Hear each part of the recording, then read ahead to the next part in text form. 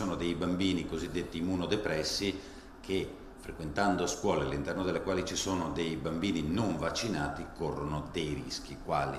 Sono a rischio di vita perché possono contrarre delle infezioni da cui non possono semplicemente difendersi o possono difendersi con cure e terapie molto importanti. Perché questo accade? Accade perché il loro sistema immunitario è messo sotto shock dalle malattie e dalle terapie che noi facciamo. Le terapie sono necessarie per guarirli, quindi lei capisce, facciamo di tutto per guarire un bambino, per guarire da un tumore, perderlo per un'infezione, per la famiglia prima di tutto e per noi è una grande sconfitta.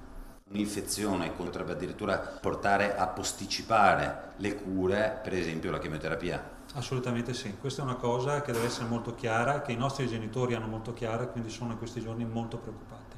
Voi non consigliate solo i vaccini nei confronti dei bambini, ma anche dei genitori dei bambini immunodepressi. Certo, noi consigliamo a tutte le famiglie, a tutti i componenti delle famiglie e agli amici di vaccinarsi in modo di creare una barriera che protegga questi nostri bambini che non possono proteggersi da soli. Se qualcuno in una classe non si vaccina, capite che questa barriera può diventare inefficace, quindi lo sforzo di tanti viene vanificato.